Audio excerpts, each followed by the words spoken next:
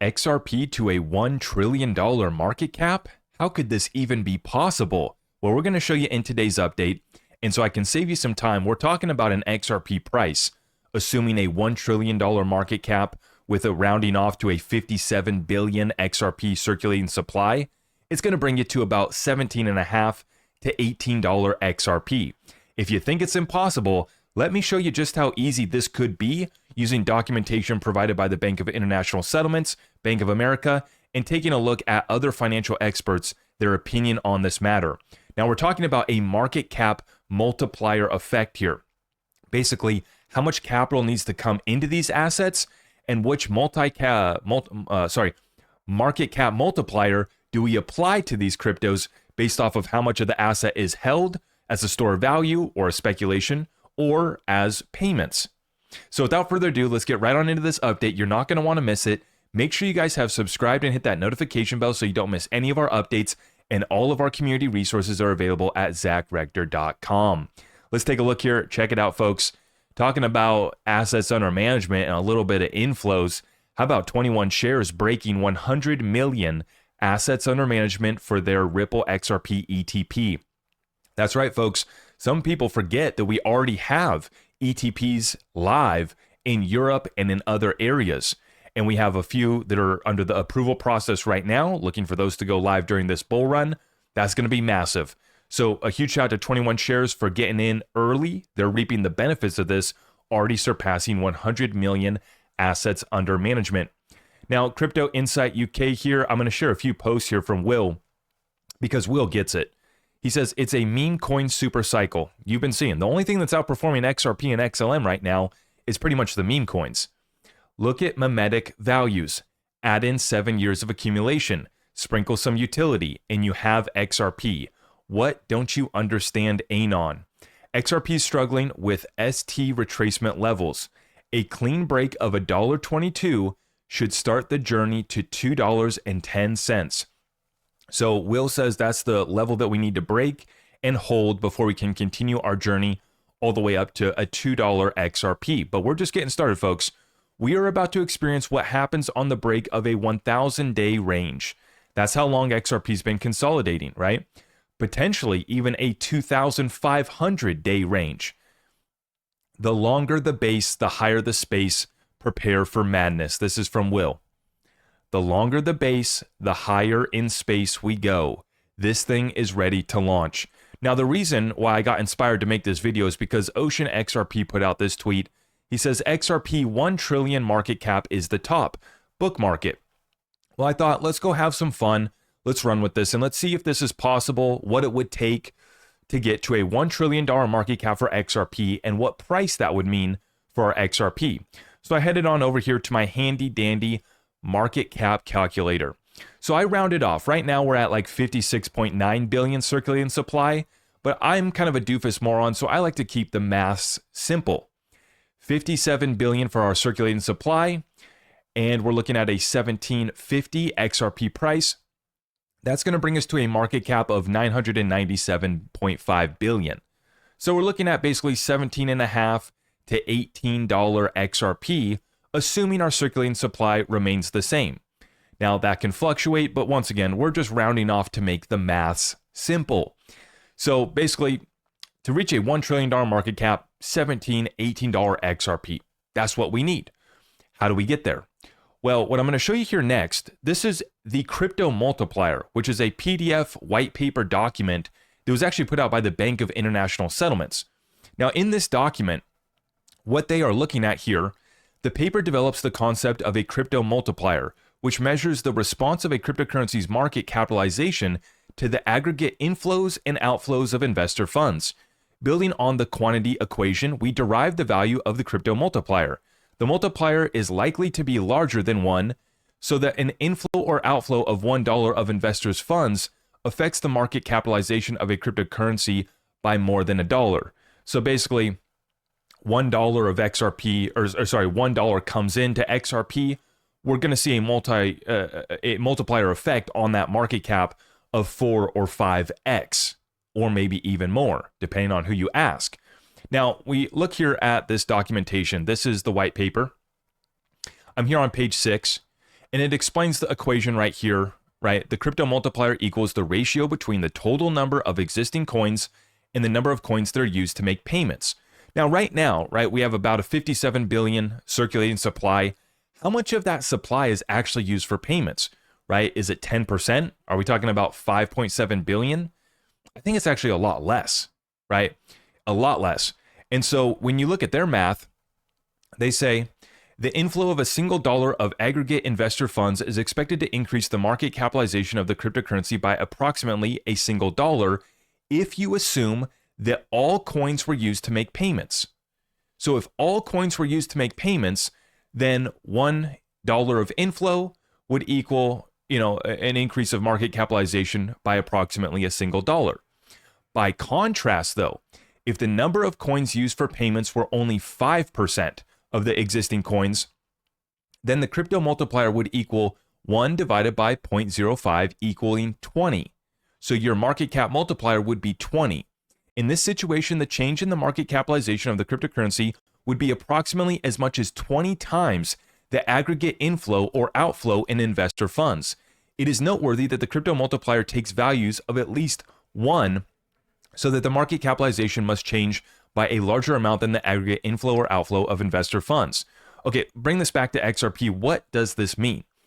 So on our assumption here that 5% of the coins are being used for payments, the multiplier effect here, they're assuming, is about 20. So for example, if we're at 10% of the XRP circulating supply is being used, that would be 5.7 billion. I think it's less. I think it's a lot less. Now, if we're talking about 5%, well, then the number would be in half. We'd be at about 2 to 3 billion of XRP being used in payments. To me, that gets closer, and that's probably right. And it's probably even less than that, right? If you look at on a daily basis, how much of the XRP coins in circulation are being used for payments exclusively, not being held as a store of value, I think that we are down into maybe 1 billion, 2 billion, 3 billion, right? And it might even be a lot less. Once again, I'm trying to keep the math simple for us, but when we look at this, right, is a market cap multiplier of 20 applied to XRP reasonable, right? I think that we're getting reasonable, but some folks keep it a lot more conservative. This is a post here from Market Insider, and they're talking about FundStrat's head of digital asset strategy, Sean Farrell, explained that a multiplier effect in the range of 4 to 5x is reasonable to assume for the Bitcoin network. This means that $1 of demand can result in a 4 to 5 increase in market cap. $4 to $5 increase in market cap. Continuing on that thread, this guy Checkmate, he wants to kind of check this Bitcoin capital multiplier effect because folks are saying that it's 20 to 100x. He says that the Bitcoin capital multiplier is currently around 4. Now, this tweet was put out not too long ago, 4 days ago on November 14th, 2024. So he says the all-time high was 8.2 and it touched it for 1 day. So if we go back to, FundStrat's Tom Lee, this is how he came up with the prediction of 180,000 Bitcoin by the halving earlier this year. I didn't show you guys that part of the article, right? So those guys might have been feeling a little bit too bullish about Bitcoin because we didn't go to 180,000 by the halving, right? Now we did go up to 74,000, which was incredible in and of itself, but they're applying a market cap multiplier of 4 to 5x, which appears to be right according to this guy's calculations right here. This is entering the upper range that this metric trades at, which is surprisingly around 20x smaller than the 100x multi-cap or market cap multiplier, which some folks toss around without evidence. Now, when we look here, this person right here, VetifyETFDB.com, I found this article right here. They're using a Bitcoin multiplier, which is 21x. Okay, so you got a large range of different market cap multipliers. I looked in on X2 to see around what other people were seeing. We got this guy right here that says Bitcoin market cap went up by 40 billion from 810 to 850 billion today. This was in December of last year. Roughly 350 million has come off the market. This gives us a multiplier effect of 114 times, which is pretty similar to the B of A study, which was 118. Other folks like Fred Krueger are using that 100x market cap multiplier, right? Right here, same thing. So there's many different opinions. This is a tweet right here, the origin of the Bank of America multiplier for Bitcoin of 118x, where the market cap of Bitcoin tends to increase by $118 for every $1 invested. Now, this is the PDF white paper that was put out by Bank of America. This was put out in March of 2021. And they show, we estimate a net inflow into Bitcoin of just 93 million would result in a price appreciation of 1%, while the similar figure for gold would be closer to 2 billion or 20 times higher.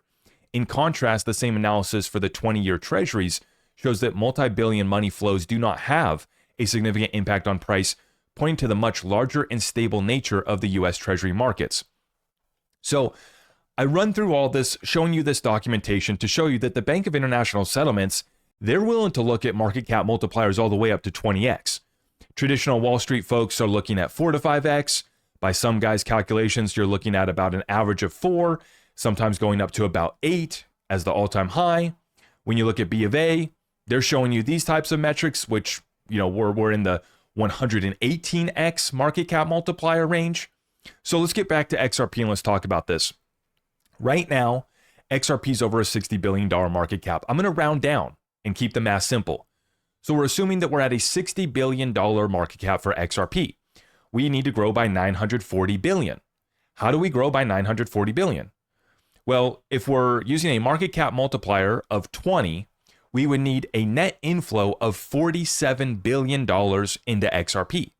If we got that $47 billion of inflow into XRP, 20x multiplier effect of the market cap, that's going to be 940 billion added to the market cap, bringing us to that $1 trillion target, $17, $18 XRP price target. Now, 47 billion might sound like a chunk of change, but relatively speaking, it's nothing. It's actually nothing. Now, understand that some of these inflow days that we've seen on Bitcoin have been multi-billion dollar inflow days, right? The record days that we've been having over the past week or so are what led to Bitcoin going into price discovery all-time high. Record inflows coming in, you know, $1 billion, $2 billion days of inflows. So to achieve 47 billion, not much. But let's play around with the math a little bit further. I got my handy dandy sticky note, by the way. If we applied a multiplier effect of 50, we would only need $18 billion of inflow to get that 940 billion of market cap growth to get us to the 1 trillion. So at a 50x market cap multiplier, we only need 18 billion of inflows. That's nothing, right?